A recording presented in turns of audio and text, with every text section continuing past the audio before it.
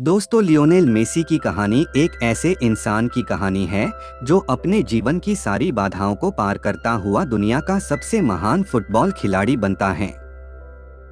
Lionel Messi का जन्म 24 जून 1987 को अर्जेंटीना में हुआ था।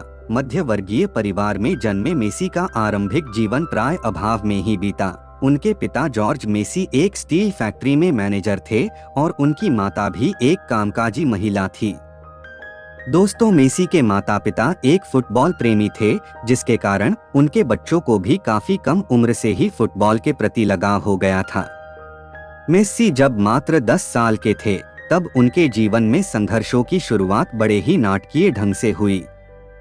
लियोनेल मेसी जब 10 वर्ष के थे, तो उन्हें पता चला कि उनके शरीर में विकास हार्मोन की बड़ी भारी कमी है, जिसके कारण उनके शरीर का विकास रुक गया है।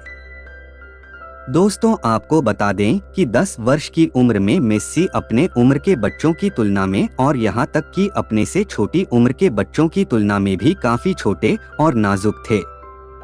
अपने बच्चे में इस असमानता को देखकर जब मेसी के परिवार वालों ने डॉक्टरी सहायता ली, तो यह पाया कि मेसी के शरीर में ग्रोथ हार्मोन की बड़ी भारी कमी है, जिसके कारण उनका विकास रुक गया है और इस विकास की प्रक्रिया को पुनः शुरू करने के लिए हर महीने ग्रोथ हार्मोन इंजेक्शन देने की आवश्यकता है।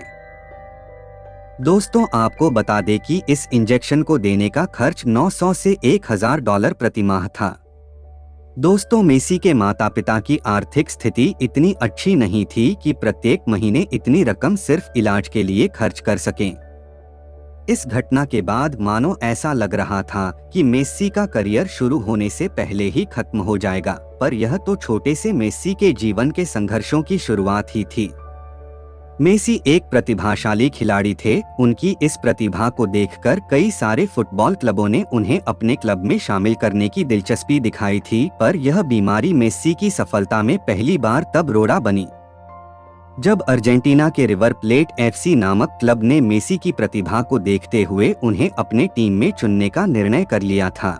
जब उन्हें मेसी की स्वास्थ्य स्थिति के बारे में पता चला कि इस 11 साल के लड़के की वृद्धि रुक गई है और इसके इलाज के लिए प्रतिमाह तकरीबन $1000 की आवश्यकता है, तो उन्होंने अपना निर्णय बदल दिया और उन्हें अपनी टीम में चुनने से मना कर दिया और यह हवाला दिया कि वे किसी खिलाड़ी के इलाज के लिए इतने पैसे खर्च नहीं कर सकते हैं, क्योंकि उनके पास फंड की कमी है।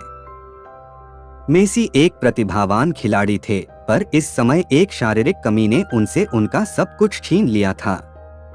जिस खिलाड़ी को अपनी क्लब में शामिल करने के लिए बड़े प्रतिष्ठित फुटबॉल क्लब आपस में होड़ लगाते थे, आज उस खिलाड़ी को एक शारीरिक कमी के कारण कोई भी स्वीकार नहीं करना चाहता था।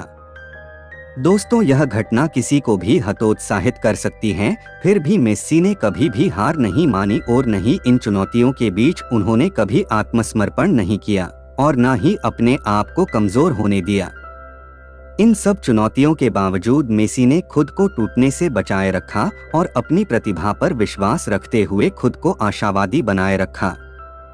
पर कहते हैं ना कि जुनूनी और प्रतिभाशाली लोगों के दुख ज्यादा दिन नहीं रहते। सारी कमियों को अनदेखा कर जिस तरह मेसी अपनी प्रतिभा और मेहनत को बढ़ाते रहे, वह आखिरकार रंग लाई। लियोनेल मेसी के जीवन ने उस वक्त एक बड़ी मोड़ ली जब 13 वर्ष की उम्र में एफसी बार्सिलोना के निर्देशक कार्लेक्स रेक्चस को मेसी की प्रतिभा के बारे में पता चला। मेसी की असाधारण प्रतिभा और खेल को देखकर कार्लेक्स रेक्चस ने मेसी को अपने क्लब में शामिल किया। साथ ही साथ उन्होंने मेसी का विकास हार्मोन को बढ़ाने वाले इलाज के खर्च को भी मंजूरी दे दी। दृढ़ संकल्प और फुटबॉल के प्रति अपने जुनून के कारण महज 16 साल की उम्र में मेसी पहली बार बार्सिलोना की तरफ से आधिकारिक तौर पर मैदान में उतरे और इस मैच में बार्सिलोना की जीत हुई। मेसी ने लगातार कई फुटबॉल रिकॉर्ड तोड़े हैं, जैसे 2 विश्व cup, 2 UEFA super cup, 3 champions league, 6 La Liga league.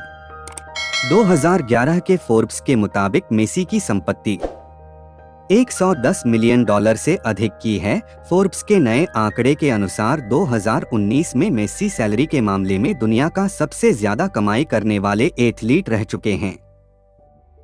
Lionel Messi के जीवन से हमें सीख मिलती है कि कैसे मनुष्य अपने दृढ़ संकल्प और कौशल के आधार पर अपने जीवन की बाधाओं को पार करता हुआ एक सफल इंसान बनता है।